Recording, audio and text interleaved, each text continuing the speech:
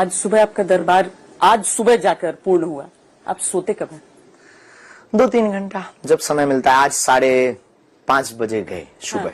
हाँ। 6:30 ऊपर पहुंच पाए, मिलते 6:30 पहुंच पाए, जहाँ छोटा सा स्थान बना है।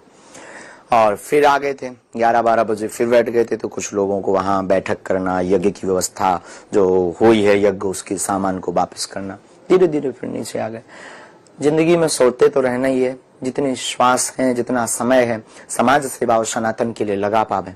हमें लगता है कि बहुत कम समय में हमें बहुत लंबी यात्रा तय करनी है सनातन के लिए। इसलिए हम कोशिश करते हैं कि शरीर के लिए उतना भोजन जरूरी जितने से जिया जा सके। हम खाने के लिए नहीं जीते, जीने के लिए खाते। उम्र की ऊर्जा है या दोनों है, संकल्प की। सनातन का जुनून है, संकल्प का जुनून है, दृढ़ता है, इष्ट की कृपा है और हनुमान जी की दया है और उम्र की ऊर्जा है और सत्य संकल्प का ये प्रभाव है। सभी श्रद्धालु आपकी प्रतीक्षा कर रहे हैं, लेकिन कुछ मुद्दों पर मैं आपसे जरूर पूछना चाहती हूँ। गौरक्षा पुण्य का काम है, पर गौरक्षा के लिए किसी इंसान की हत्या कितना सही है? देखो, हमारा सनातन धर्म हिंसा की बात ही नहीं करता। अहिंसा परमो धर्म। अगर आप हम पर आरोप लगाएंगे कि आप भी तो माला भाला की बात करते हैं, तो इस पर हमारा सीधा सिद्धांत मत सदैव यही रहा, भाला का अर्थ लोगों को दंडित करना नहीं, उनको उनकी असलियत बता करके झुकाना, आत्मरक्षा। तो गौ माता के लिए रक्षार्थ बहुत जरूरी है, परंतु शास्त्र ये भी कहता आतताई बधारणा।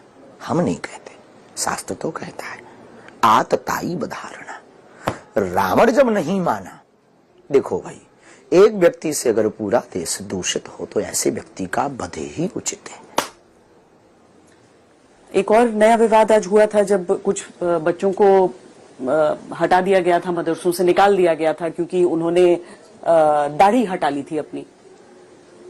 ये धर्म की स्वतंत्रता, उनकी निज पंथ की मर्यादा। धर्म तो सनातन है, सनातन की बात है, धर्म तो सनातन है, ये उनकी निज पंथ की वैचारिक। पर आप मतलब वो अगर अपना धर्म वो कहते हैं तो फिर उनको स्वीकारने में क्या गलती है? जैसे आप पंथ कह रहे हैं, वो कहते हैं हमारा मजहब है। हमारे गांव में एक पागल था, वो अपने आप को प्रधानमंत्री कहता था, मर गया बेचारा। अब उसके कहने से वो प्रधानमंत्री थोड़ी हो गया। आजकल बचा नहीं है, अगर वो होता जिंदा तो हम आपकी मुलाकात करवाते। तो वो अपने आप को प्रधानमंत्री कहे। हम मिलते थे, साहब कैसे हो, क्या बन गए? प्रधानमंत्री हो गया। अब आप क्या कहोगे ऐसे लोगों को? भारत विश्व, खैर उसको मेंटल हॉस्पिटल भी ले गए थे, ठीक नहीं हुआ। लोग मान जाएंगे आपकी बात, आपके अनुसार जो अलग पंथ के हैं? उनके मानने से कोई फर्क पड़े? हिंदू राष्ट्र की बात आप करते हैं। लगभग जो सच्चा सनातनी और सच्चा हिंदू व्यक्ति है और सच्चा हिंदुस्तान का व्यक्ति है, चाहे वो कोई भी मुसलमान हो, वो हमारे साथ है। ये एक सामाजिक आंदोलन होगा या राजनीतिक? क्योंकि जब तक राजनीति नहीं मानती है, स्वीकार नहीं करती है, राष्ट्र हितैषी और सामाजिक समरसता हितैषी आंदोलन। इसके लिए भी आपको राजनेताओं का साथ नहीं चाहिए? बिल्कुल भी नहीं, क्या आवश्यकता है? आप साथ देंगे राजनेताओं का? बहुत सारे लोग बोलते हैं कि हम उनके साथ आशीर्वाद देते हैं, आपको भी दे रहे हैं, आपका भी मंगल हो, आपकी टीम को भी दे रहे हैं, जो आता है उसको आशीर्वाद देते हैं। हम तो घोषणा भी कर चुके हैं, हमारे पास राजनीतिक सपोर्ट के उद्देश्य से आना भी मत, आशीर्वाद की भावना थी। ये इस आयोजन के अंतिम दिन में हमने कहा भी है, हमारा ऐसा कोई भाव नहीं, हम क्यों साथ देंगे, बालाजी सबका साथ देंगे ना। हम कौन होते हैं? हम एक भारत के सिर्फ नागरिक हैं, हम कोई पॉलिटिक्स नहीं है, हम कोई विचारधारा नहीं है, हम कोई बहुत बड़ी टीम नहीं है, हम कोई बहुत बड़ा संघ नहीं है, हम कोई बहुत बड़ी लॉबी नहीं है, हम एक भारतीय नागरिक हैं, आम नागरिक। 26 साल की उम्र में एक बहुत बड़ी जिम्मेदारी नहीं उठा ली है आपने? ध्रुव जी और प्रहलाद जी ने तो 5 वर्ष की अवस्था में जिम्मेवारी उठाई थी। हमारी अवस्था तो 20 साल अभी भी उनसे ज्यादा है। हमें लगता है हम लेट हो गए, ये काम हमको 18 साल में शुरू कर देना चाहिए था और आप भी लेट पहुंचे।